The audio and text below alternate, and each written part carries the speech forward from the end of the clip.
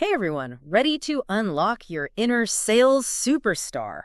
We're diving into Brian Tracy's The Psychology of Selling today. And let me tell you, this book, it's packed, like seriously packed with actionable gold. It's true. Yeah, this isn't just another sales book. This Yeah. is about really understanding the mental game. The psychology, you know what I mean? Yeah. Behind what actually drives success in sales. And who better to learn from than Brian Tracy, right? I mean, this is a guy who went from like manual laborer, hadn't even finished high school, to a titan in the sales world. It's incredible. Talk about a story, right? Yeah, for sure. And it just goes to show, right? Success really does leave clues. And, one of the biggest, aha moments in the book, at least for me, was when Tracy talks about, okay, so he was working really hard, right? Like putting in the hours, the door-to-door grind. But then there was this colleague of his who was just closing deals left and right in half the time. Really? And it turned out this colleague, they had something Tracy didn't, which was professional sales training. Okay, so it wasn't some secret sales hack or anything. It was actual, structured training that made the difference. Yeah. Wow. I can see why that would be such a game changer. Oh, absolutely. And, it really highlights the core message of the book, this idea that success in sales, it's primarily, it's mental. It's about having a system, like a specific set of psychological skills, Yeah. that you can learn, you can practice, you can apply. In fact, Tracy even, he points to this Harvard study. And basically they found that, across all these different industries, the most successful salespeople, they all shared specific psychological traits. Interesting. So it's not about the luck of the draw or the environment they were in or even the specific product they were selling. Right. It all came down to their mindset. Exactly. So it's less about being born a salesperson and more about you can develop that inner sales superstar within you. So we can all become sales superstars with the right mindset. Love that idea. But I'm guessing it's not always that easy, right? Yeah, it's not always easy, unfortunately. Tracy, he argues that a lot of us, we have these invisible barriers holding us back. Our own self-limiting beliefs, things like I'm not good enough or people won't take me seriously. And those things, they can really sabotage your performance, without you even realizing it. Yeah. I mean, those self-doubts, they can be so insidious, right? You might not even be aware that they're actually dictating your actions. Yeah, exactly. They can be really sneaky, and they can manifest in very real, very concrete ways. Like Tracy talks about this concept he calls the income thermostat. Income thermostat. Yeah, so basically it's this subconscious limit that we place on our own earning potential. We hit a certain income level, and then whether we realize it or not, we start to self-sabotage because making more money just doesn't align with how we see ourselves. Oh, wow. So you're saying our own minds are actually holding us back from greater success. That's both fascinating and a little frustrating. Yeah, it's true. Tracy, he tells this story. It's kind of an extreme example, but it really illustrates the point. So there's this satellite dish salesman. Okay. And this guy, he came from, very humble beginnings, but then suddenly he finds himself selling like crazy. Yeah. Because the farm economy was booming, so farmers were buying these $5,000 satellite dishes left and right. Wow. So this guy's making what sounds like a pretty good living. Yeah. He was making more money than he ever thought possible. But here's the thing. He was so overwhelmed by his own success, so convinced that he didn't deserve it, that he literally hid under his covers to escape the anxiety of earning more than he thought he was worth. He was hiding under his covers because he was making too much money. It's crazy, right? Talk about self-limiting beliefs in action. Yeah, it's an extreme example for sure. But, I think a lot of people listening, they can probably relate to that feeling on some level, that feeling of, who am I to be this successful? Absolutely. And, I think the key takeaway here is just to, recognize those moments of doubt for what they are. They're just thoughts. They're just limiting beliefs, right? They're not reflections of our true potential. So we've identified these mental blocks, these self-limiting beliefs that might be holding us back. But how do we actually break free? Where do we even start? I mean, how do we unlock that peak sales performance? Yeah, that's the million-dollar question, right? It really is. But the good news is, Brian Tracy, he actually gives us some really concrete techniques in this book, actual things you can do, to start rewiring your thinking. Okay, that's what I like to hear, actionable advice. So give us an example. What's one technique that really stood out to you? Okay. So there's this one that he calls the 20 idea method. And let me tell you, it's kind of a game changer. 20 idea method. Okay, now you've got my attention. For those of us who haven't read the book yet, what is the 20 idea method? Right, so it's actually very simple. Let's say you're facing a challenge. It could be anything, right? Like how to close a tough prospect, or maybe you're trying to figure out a new marketing angle for a product. Whatever it is. Gotcha. Instead of, getting stuck in that rut, you take your challenge and you phrase it as a question. Okay. So something like, what are 20 ways I can close this deal? Or what are 20 new ways to market this product? Okay. And this is the key. You force yourself to brainstorm 20 answers to that question. 20 answers. Whoa. Okay, that seems like a lot. It is. And the first few, they're probably going to be the obvious ones, the low-hanging fruit. Right, the easy answers. Exactly. But here's where it gets really interesting. Because as you push past those initial ideas, like those more obvious solutions, you're forced to dig deeper and you start to tap into like a different level of creativity. Yeah. You start to access solutions you wouldn't have even considered before. And off of these solutions, they're more innovative, they're more effective. Wow. So it's like you're training your mind to think outside the box, to like really find those hidden gems. Exactly. That's exactly it. I love that. It's about like rewiring your brain to become a solution-finding machine. I'm definitely trying that next time I hit a creative wall, the 20 idea method. You should. Yeah. And, the cool thing is it's not even limited to sales, right? Imagine applying this to like any area of your life. Yeah. Where you need a creative boost. I don't know whether it's like problem solving at work, coming up with a gift idea, or even spicing up your cooking. Okay, so we've got this amazing brainstorming tool now, this 20 idea method. What else does Tracy have up his sleeve? Oh, he's got plenty more. But one that I think our listeners will really appreciate, especially those who love those aha moments. Yeah. I love those. So it has to do with the power of testimonials. Okay, testimonials. Everybody loves a good testimonial. Right. So Tracy, he tells this story about a salesman who was struggling. Yeah. Like really struggling. Until he started carrying around this binder. A binder. Yeah, like a big old 3-ring binder. And it was filled with letters from his customers. But not just any letters. These were letters praising his product, like raving about it. Oh, I see. So he's basically letting his happy customers do the selling for him? Smart. So smart. And you know what? It's so simple, but it's actually incredibly effective. And the reason it works, it all comes down to a fundamental principle of human psychology. Now we're getting to the good stuff. Tell me more. Okay, so it's called social proof. We, as humans, are hardwired to be more influenced by what other people say, especially our peers, than like any marketing message you could come up with. Oh, absolutely. Right. Like, think about it. We read online reviews before we buy anything these days.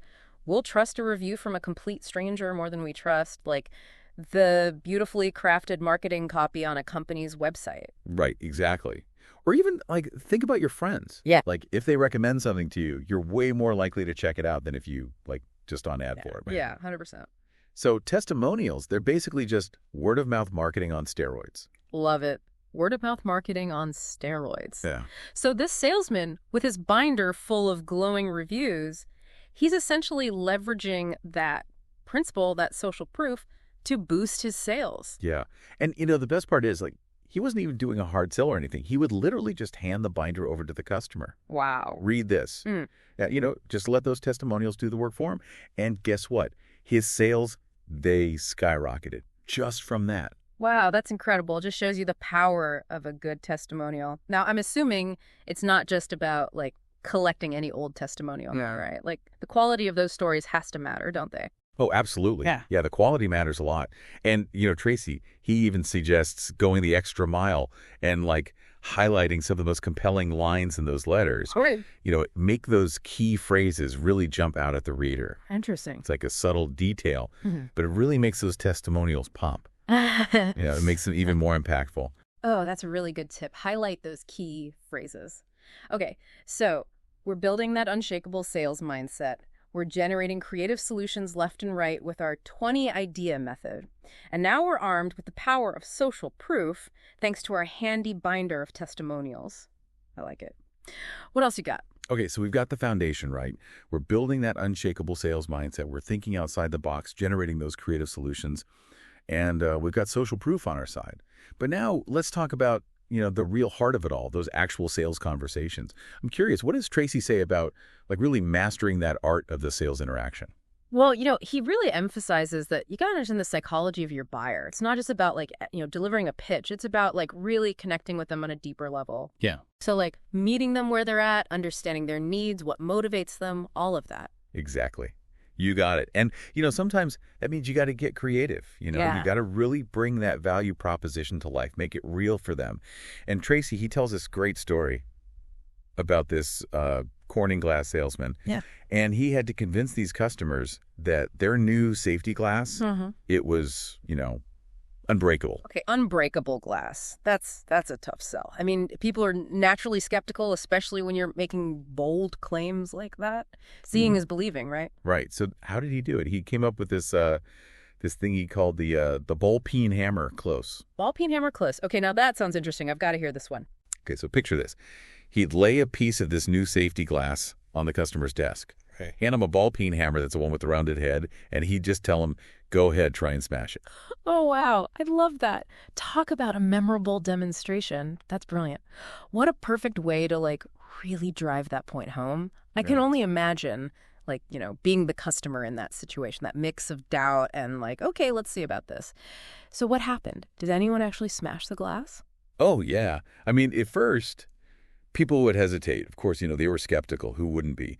But then, curiosity always got the better of them, and they'd swing that hammer. I mean, like, with all their might, and the glass wouldn't break, of course, because, safety glass. That's amazing. I bet they were blown away.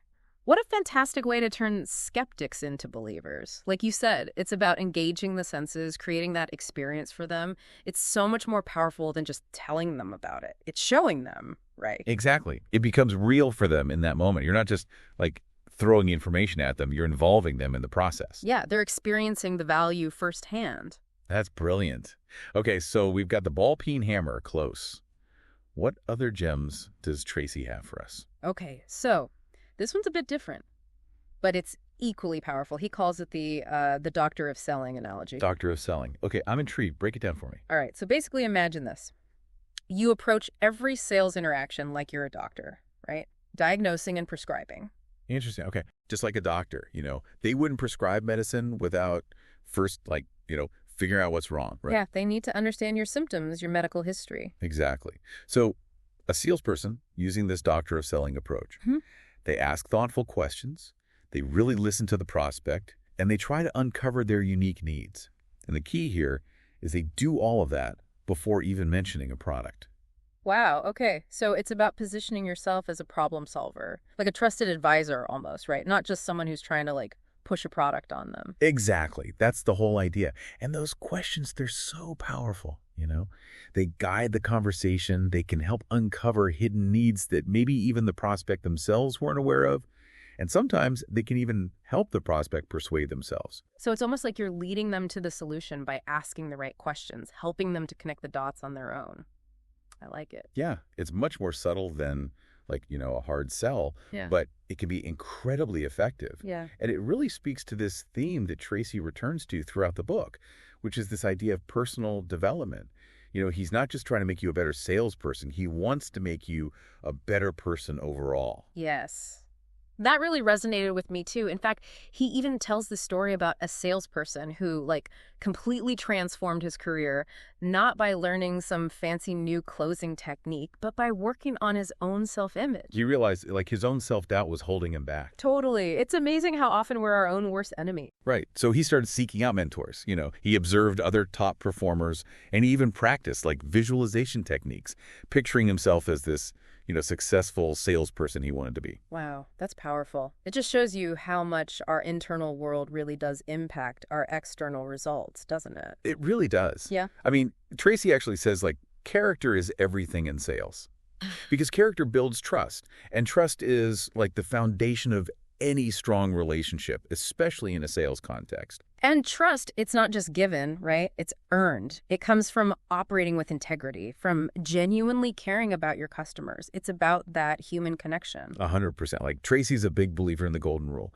Treat your customers the way you want to be treated. It sounds so simple. It does. But when you really put it into practice, it can be transformative. It's not about just closing that deal, right? It's about, like you said, building that relationship, becoming a trusted advisor. Wow, I feel like we've covered so much ground today, from like mastering our own mindset to understanding the psychology of our buyers to even those really tactical strategies for like handling those crucial sales conversations.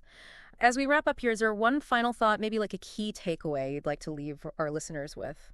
If there's one thing I want our listeners to take away from this deep dive, from this book, it's this. True sales success. It's not separate from personal growth. They're interconnected.